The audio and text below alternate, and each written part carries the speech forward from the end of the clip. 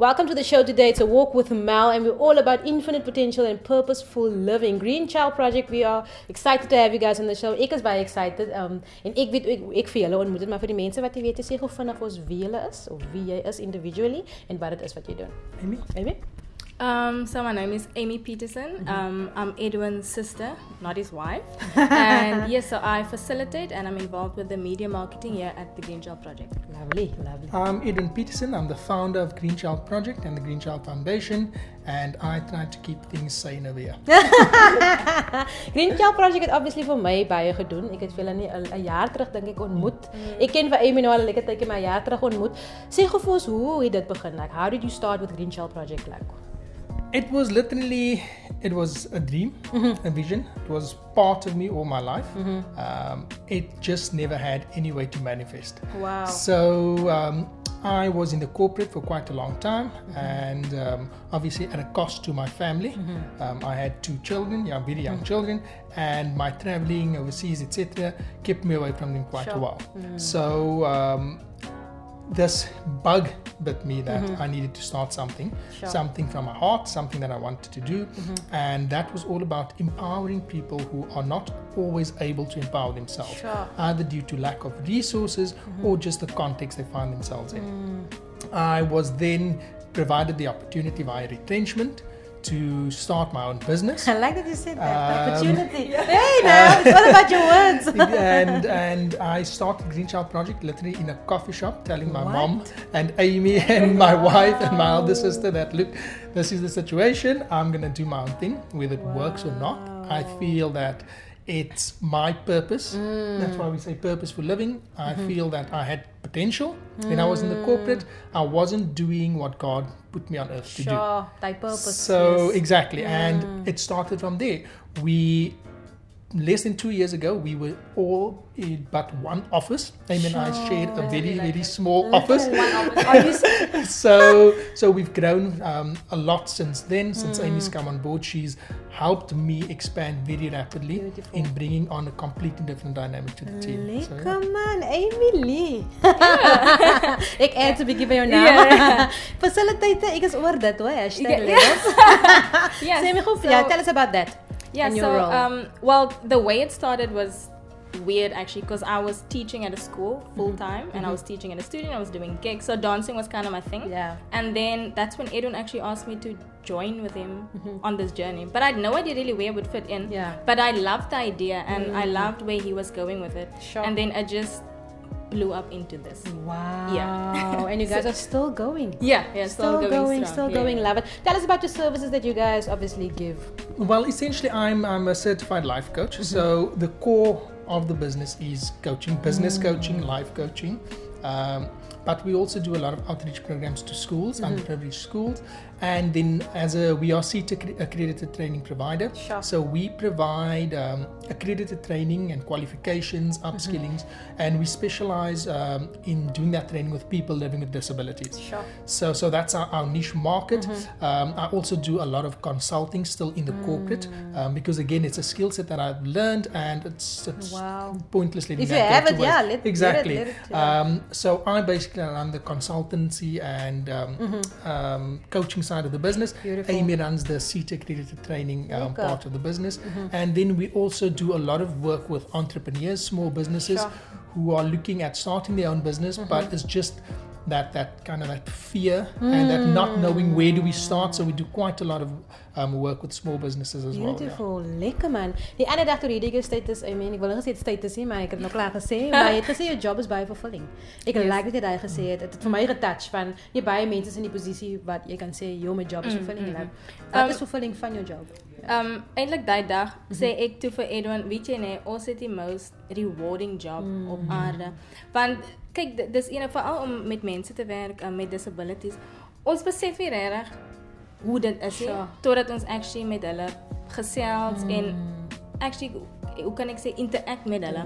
En ek voel baie keer ons gee nie genoeg om vir hulle nie. En die werk het my regtig, dit het my oë heeltemal oopgemaak en vir my 'n huge perspective gegee van hoe dit werklik is. Wow, amazing. Touching people. We are on a walk with Mel. It's Greenchild Project. They're in the building. It's all about purpose living out. She's taking a quick break. Don't go anywhere.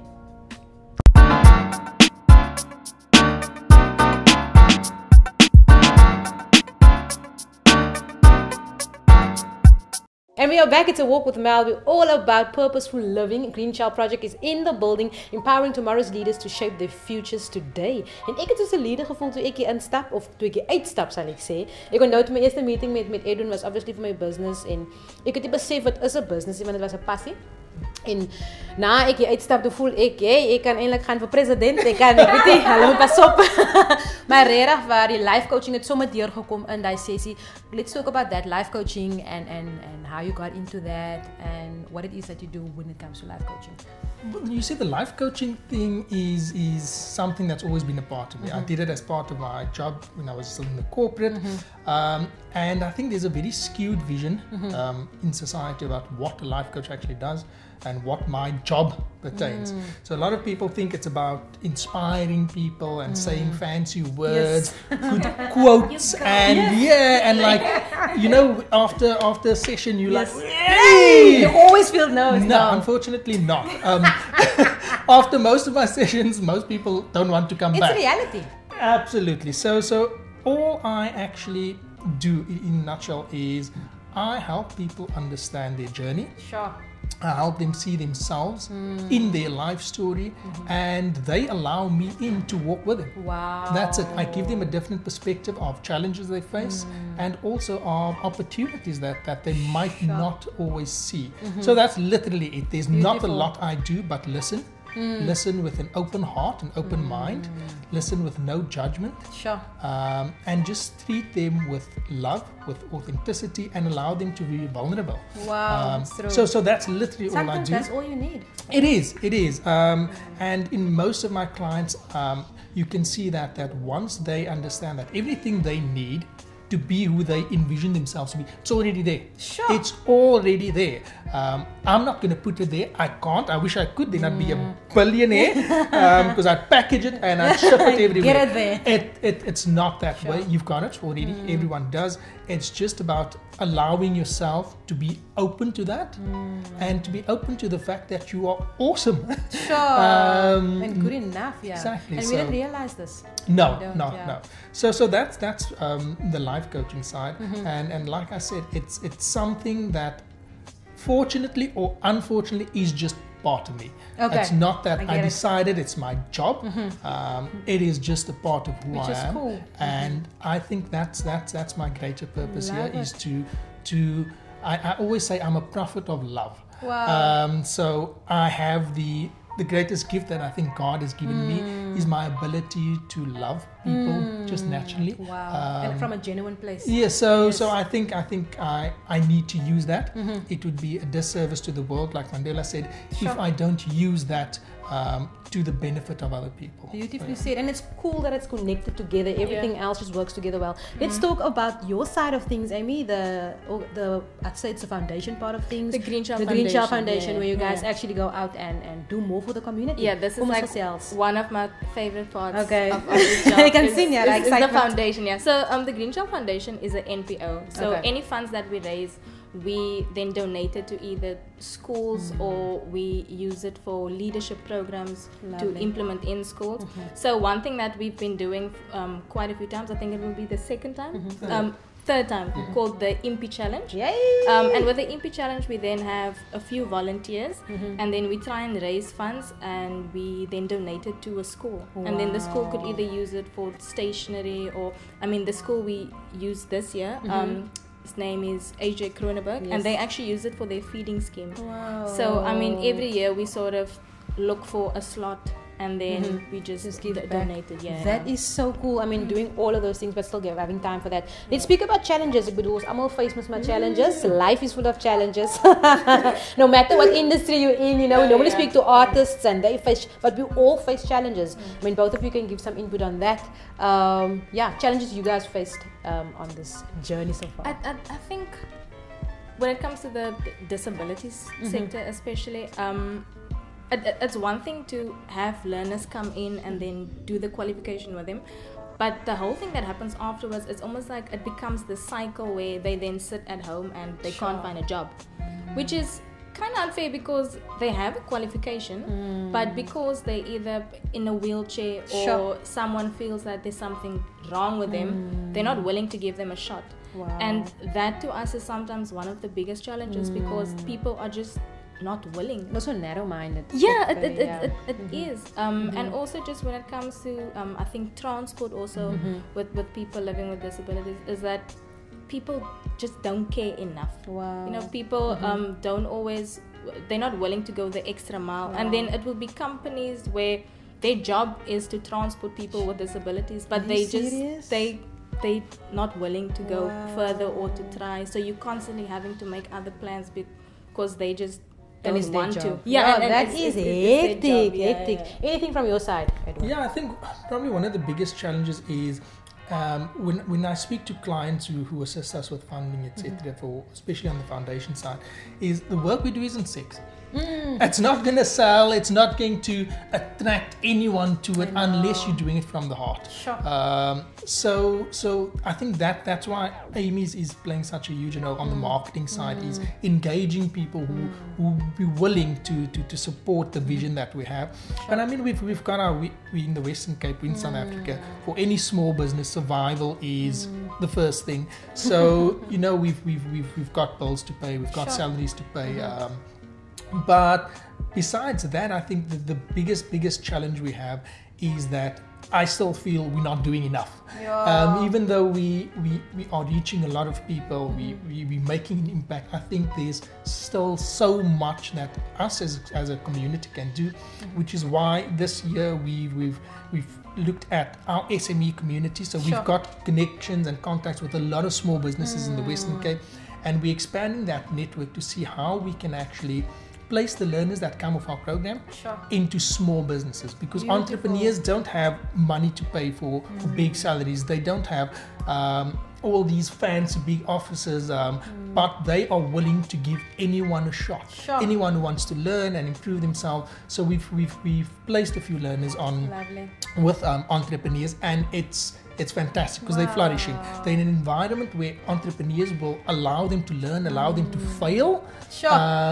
And you don't always get that in big corporates. So we're quite happy that a lot of our small businesses that we work with have come up and said, yes, we need 2 learners, we need 3 learners. I mean, they've experienced it. Exactly. Because you see, one of the businesses we're at, and he said, we all in the business of hope. And when you are sitting at home, unemployed, no prospects, the last thing to go is hope. And if you can, even if it's just 1%, you know, someone else will give the other 1%, someone else will give the 1%. And that's how it should be. That's all we're trying to do. But other than that, it's the normal challenges, actually waking up, coming to work. With 3 kids at home, that's always a challenge, being on time. But that's why I've got Amy to keep me honest. So yeah. Lovely, man. And then, I mean, we spoke about the challenges, but I mean, I can hear that you guys are really doing things, like you said, from the heart. How do you stay motivated to wake up, even though the one meeting didn't go great yesterday? How do you stay motivated to wake up the next day and be like, Kiki, you got those? I guess it's, if you're passionate about something and you like something, you don't mind being productive or putting in the effort, even if it seems like you're not really getting anywhere. That's the one driving force behind it. And I mean, for us, like I said, this is the most rewarding job on earth.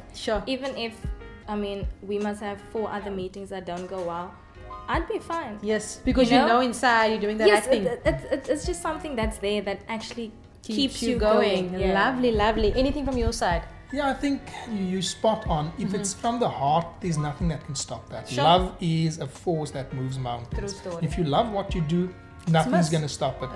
I had a session with some matriculants who were nervous about what to go and study, and I told them, so you have a passion for rugby. Why are you studying business? Because on a rainy Friday morning, are you going to get up for financial accounting? No, you're going to make an excuse to stay in bed. On a rainy Friday morning, are you going to wake up, put on your shorts and go practice rugby? Of course you are. So do what you love. The money, all of that stuff will follow. Do what you're passionate about, because nothing can stop that. And if you're not doing that, you will always find an excuse for why you can't do more. And you will have a miserable life. That's actually what happened to me, because I was business. It was my business study, which was great. And I mean, my parents was like, Jamuna accounting study or whatever. And I mean, I was like, yes, I'm going to do that. But something just kept on pulling on me to do something else.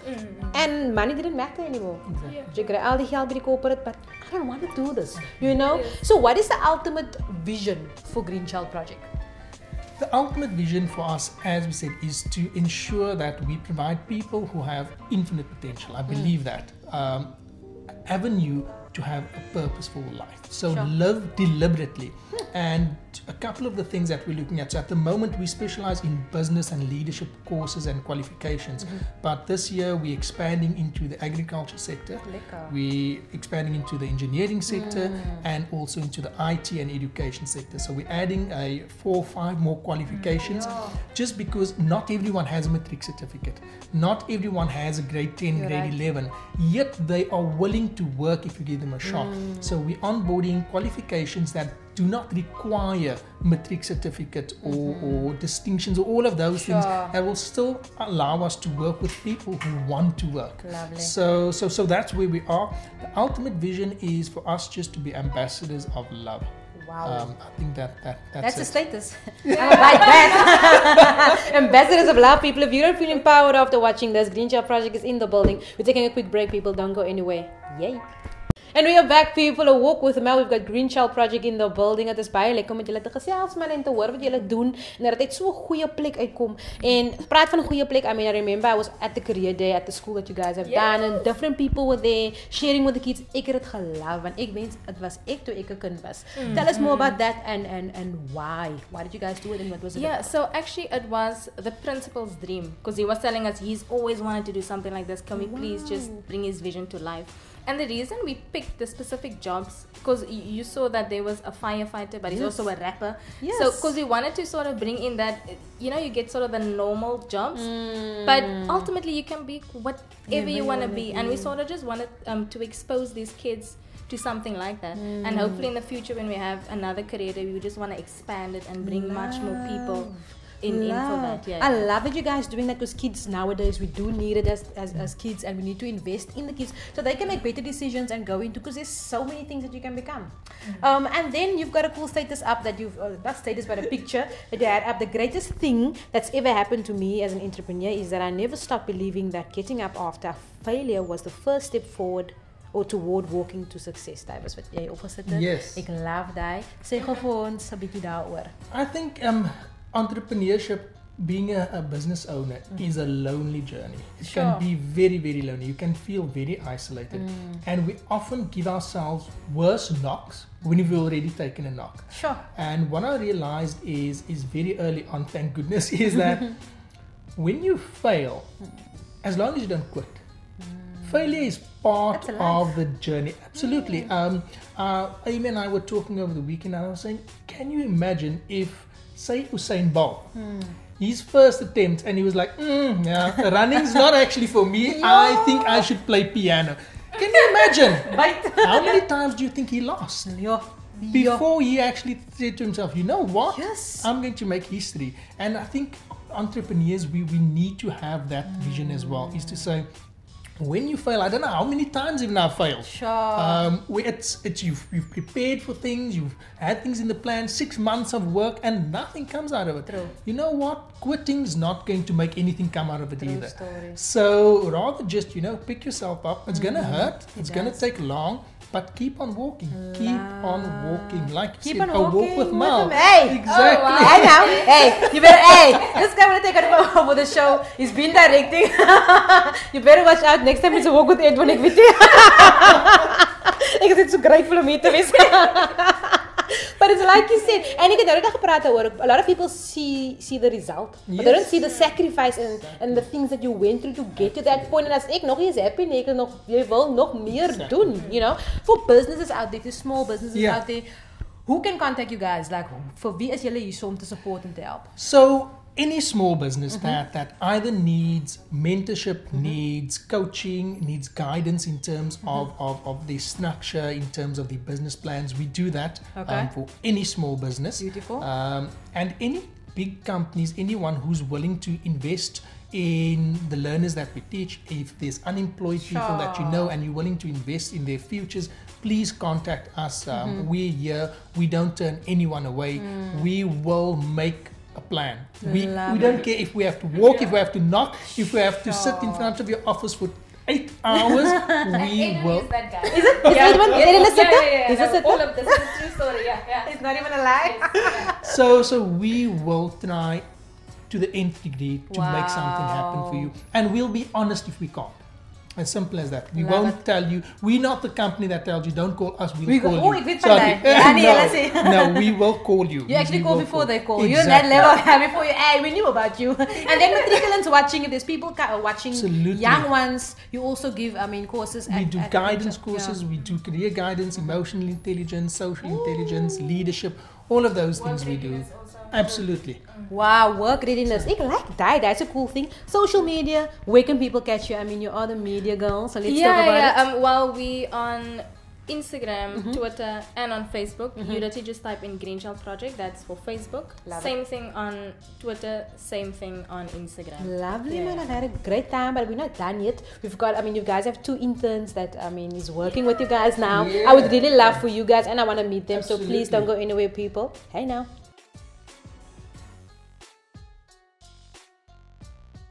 Guys, so we're out here with some cool, very cool people. I want you guys to introduce yourselves to the people and tell us what it is that you do. I'm Josephine and I'm Greenchild Project's receptionist. Lovely stuff. Your side? I'm moving to France and Greenchild administration. Lekker. Greenchild representing on a walk with Mel today. Tell me, how did you guys get involved? Hoe het julle betrokken geraakt met Greenchild Project? Ik heb eindelijk een call gekregen van Amy. Ze mij gebeld om te vragen kan ik inkom voor een skills program. Wow, en dus hoe jij betrokken geraakt. Lovely. On your side? Okay, a friend of mine sent me and like this on. I think it was on WhatsApp. There's a group of Greenchild Project that is looking for people with disability. Wow. So I saw it and I like it. Levels. And look at you now. Hey, now you're actually sponsored by us. Greenchild Project is in the building. En zeg op eens, wat was je experience met Greenchild Project zover? Ik bedoel, je is nog zomaar op een intern level. Thank you. Het was very nice. Amy and Edwin is very nice mensen. So, ik was grateful for the opportunity. Het was nice om samen te leren op die skills program. En ook dit te doen. Lovely. And your side, so what is your experience like with Greenchild Project? Because I'm like so old now. I wanted to work. But I find it so much education from the beginning till now. It's like I've been learning so many things. Sure. And I'm growing day by day. Lovely. Well said. Well said. Thank you so much for sharing with us, people. Greenchild Project is really giving hope. Like, I found hope. I'm looking at you guys. You guys gave me hope, and I'm sure you guys watching will find hope. So contact them if you need any help. Greenchild Project is in the building. Walk with Val. Yeah, buddy. Yeah.